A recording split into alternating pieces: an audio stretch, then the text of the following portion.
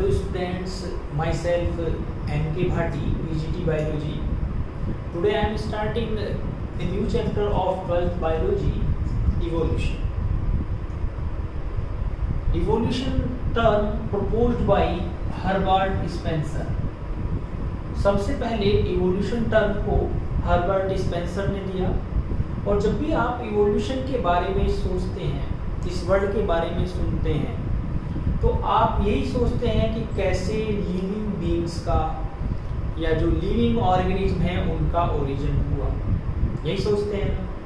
हमारा इवोल्यूशन कैसे हुआ, क्या हम मंकी से या बंदर से ऐप से ओरिजिनेट हुए हैं, है ना। वो डायग्राम आप देखते हैं कि बंदर जैसा ऑर्गेनिज्म और फिर एक ह्यूमन बीइंग्स सीधे खड़े होकर के चलने लगता है। एग्जैक्टली ऐसा ही सीन था, लेकिन human, ape and monkey they are evolved from a common ancestor. हम मंकी से इवोल्व नहीं हुए हैं या एप से इवोल्व नहीं हुए हैं, बल्कि ह्यूमन, एप और मंकी तीनों के जो एंसेस्टर हैं वो कॉमन थे। So in this lesson we will study about the evolution, and first of all, what is the meaning of evolution? Evolution means gradual change from one form to another form. एक form का दूसरी form में convert होना, या आप कह सकते हैं कि एक लेस डेवलप्ड ऑर्गेनिज्म का एक बेटर डेवलप्ड ऑर्गेनिज्म में कन्वर्ट हो जाना, दैट इज इवोल्यूशन। वो ऑर्गेनिज्म सेम है, लेकिन उसमें कुछ खामियां थी, कुछ कमियां थी, लेकिन वो एक बाद में एक बेटर फॉर्म बन गया है, that is evolution. It means change between successive generation. एक जनरेशन में चेंज हुआ, फिर नेक्स्ट जनरेशन में चेंज हुआ, अगली जनरेशन में चेंज हुआ, और इस तरीके से एक बेटर डेवलप्ड फॉर्म बन गई, दैट इज इवोल्यूशन। तो यहाँ पर आप देख रहे हैं कि चेंजेस, जो चेंज हो रहा है वो इवोल्यूशन है। अब यहाँ पर क्वेश्चन है कि क्या सभी चेंजेस इवोल्यूशन होंगे? No, all kind of change is not evolution. For example, Metamorphosis,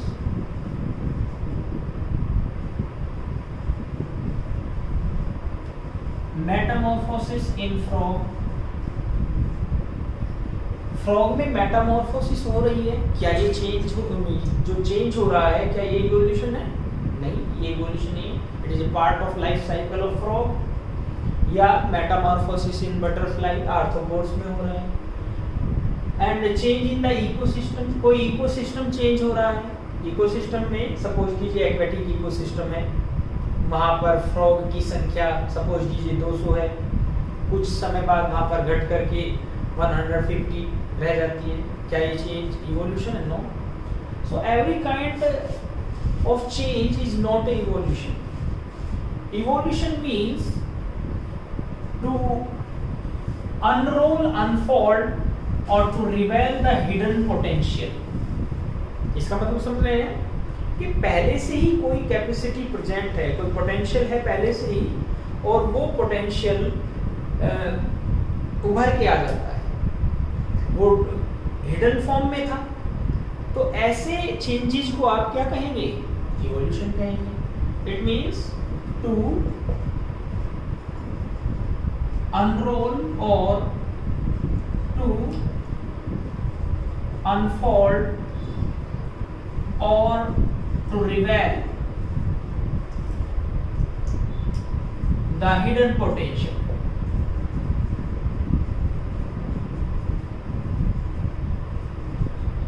यानी कि हमारे एंसेस्टर और मंकी के एंसेस्टर सेम थे, लेकिन जैसे जैसे वो ऑर्गेनिज्म कन्वर्ट हुआ, उसके जेनेटिक मटेरियल में चेंजेस हुआ और वो कन्वर्ट होकर के ह्यूमन बन गया, दूसरा एप या मंकी बन गए, तो उनका जो जेनेटिक मटेरियल है उसमें अलग टाइप का चेंज हुआ, हमारे जेनेटिक मटेरियल में अलग चेंज हुआ और हम ह्यूमन बन गए। वहां पर क्या है, वो पोटेंशियलिटी वो पहले से ही प्रेजेंट है, केवल उसको क्या किया गया है, केवल अनफोल्ड किया गया है। सो हिडन पोटेंशियल को अनफोल्ड होना ये इवोल्यूशन होगा। So in this chapter we will study about the evolution, कैसे ह्यूमन इवोल्यूशन हुआ और उसके बाद कैसे डेवलपमेंट हुआ।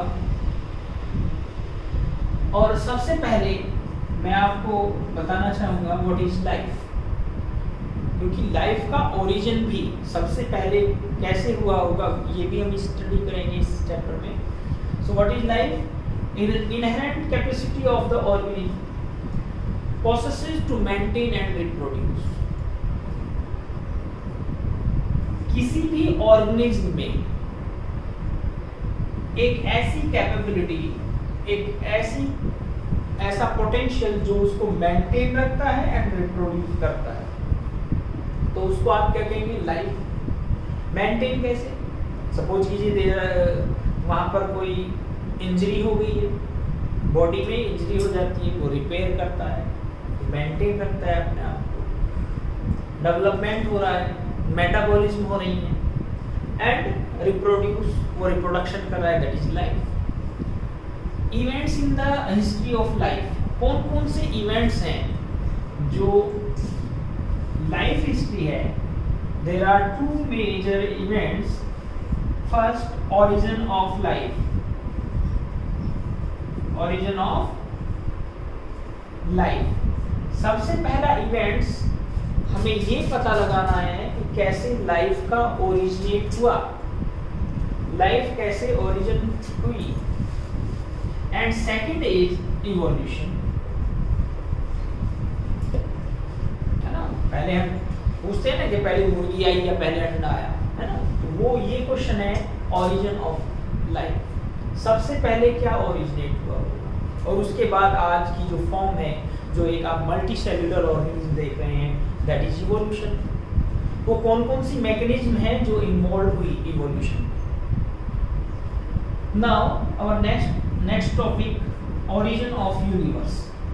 origin of universe, there are several theories regarding the origin of universe, but most accepted theory Big Bang theory।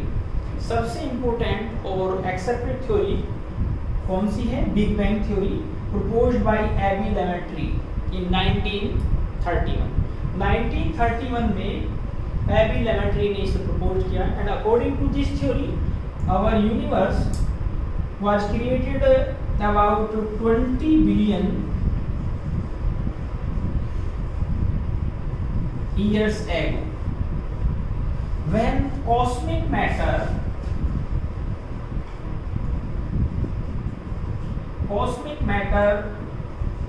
was in condensed form। तो सबसे पहले ये थ्योरी क्या बताती है कि सबसे पहले कॉस्मिक मैटर वो एक कंडेंस फॉर्म में था। After that a fiery explosion take place, एक फायरी एक्सप्लोजन हुआ and cosmic matter scattered into the space and increase the size. जो कॉस्मिक मैटर था उसमें एक फायरी एक्सप्लोजन, एक धमाका हुआ, दैट इज बिग बैंग। इसीलिए इस थ्योरी का नाम क्या है? Big bang theory. Big bang theory इसीलिए कहा गया है इसको, एक फायरी एक्सप्लोजन हुआ कॉस्मिक मैटर में और वो चारों ओर फैल गया और उसका साइज एक पिन पॉइंट से सन से भी 2000 गुना बढ़ गया, इतनी तेजी से फैल गया और उसने हमारा जो यूनिवर्स है बनाया। तो most accepted theory big bang theory, किसने प्रपोज की है और किस टाइप से ये यूनिवर्स क्रिएट हुआ, ये थ्योरी बताती है कि कॉस्मिक मैटर में, जो कॉस्मिक मैटर था कंडेंस फॉर्म में था, उसमें एक फायरी एक्सप्लोजन हुआ और एक्सप्लोजन होने के बाद वो कॉस्मिक मैटर चारों ओर स्पेस में फैल गया। After that origin of solar system, इसके बाद यूनिवर्स बनने के बाद कैसे हमारा सोलर सिस्टम बना, इसमें भी कई थ्योरी दी गई एंड मोस्ट एक्सेप्टेड और popular theory nebular hypothesis. Nebular hypothesis first proposed by Kant, सबसे पहले ये थ्योरी कैंट ने प्रपोज की in 1755। After that revised bye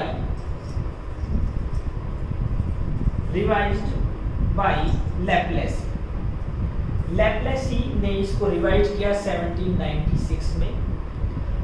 according to this theory our solar system created about 4.5 to 5 billion years ago.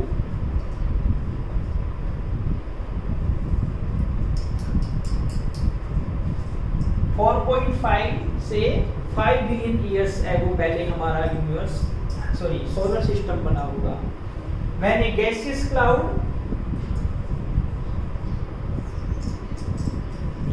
cloud और solar nebula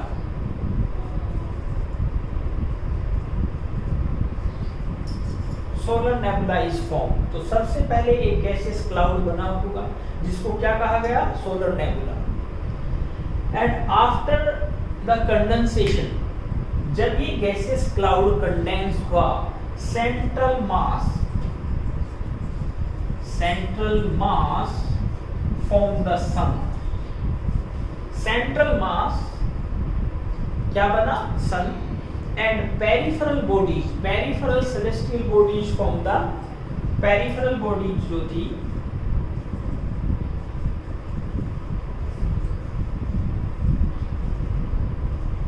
उन्होंने क्या बनाए, planet.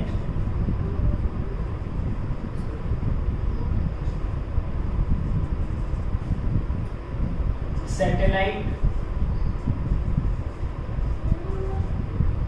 Meteor, comet, etcetera. समझे?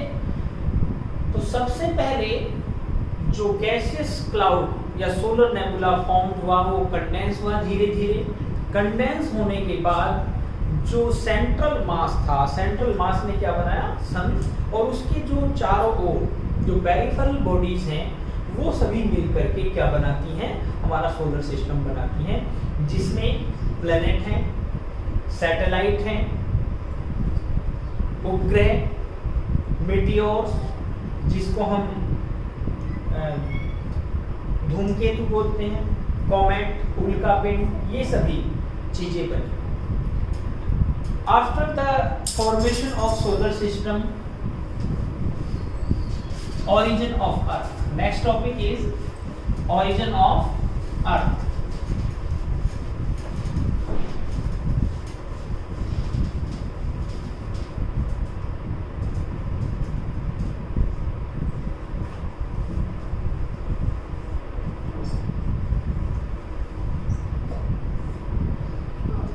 Earth is formed about 4.5 billion years ago.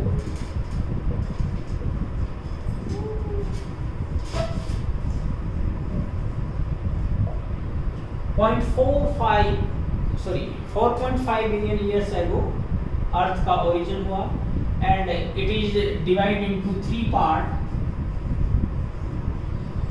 3 parts में हम इसको divide करते हैं। सबसे first crust, outer solid and Rocky part of the earth. Second mantle, middle solid part, and third core, innermost part.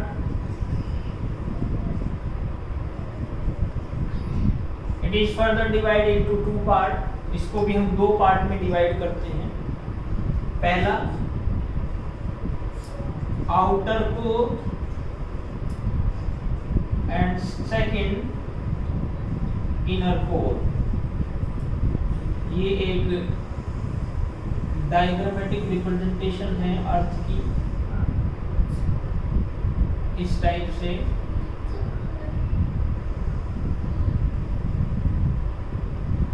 ये इसके 3 part हैं। तो ये सबसे आउटर पार्ट ये क्या होगा, क्रस्ट, ये पार्ट मेंटल, और ये इनर पार्ट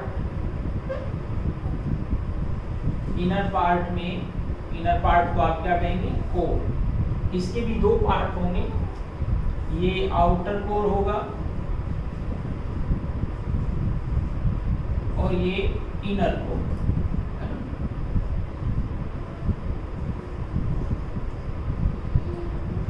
ये outer core semi solid part होगा और इनर कोर ये solid part.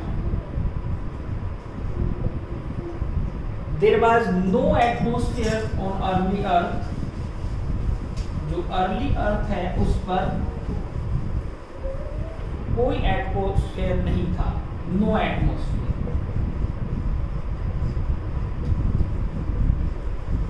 On early earth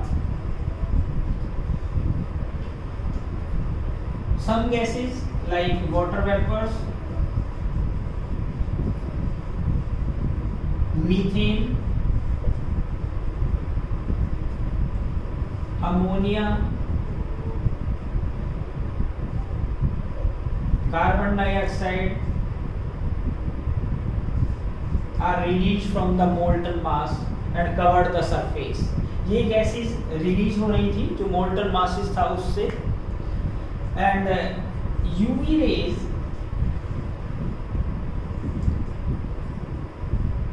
break up the water vapors. Water vapours को उन्होंने ब्रेकअप किया किसमें, हाइड्रोजन एंड ऑक्सीजन में तोड़ दिया। ऑक्सीजन कंबाइंड विद, ऑक्सीजन किसके साथ कंबाइंड हुई, मीथेन एंड अमोनिया के साथ, and form the water and CO2। तो सबसे पहले जो अर्थ पर कोई एटमॉस्फेयर नहीं था, केवल ये गैसेस रिलीज हो रही थी जो मोल्टन मासेस था उससे। इसके बाद अल्ट्रावायलेट रेडिएशन से वाटर वेपर्स किसमें टूट गई थी, हाइड्रोजन और ऑक्सीजन में। हाइड्रोजन और ऑक्सीजन, इनमें से ऑक्सीजन मीथेन और अमोनिया से कंबाइन होकर के वाटर और CO2 बनाया। आफ्टर द कंडेंसेशन, और जब एटमॉस्फेयर कूल हुआ, water fall as a rain,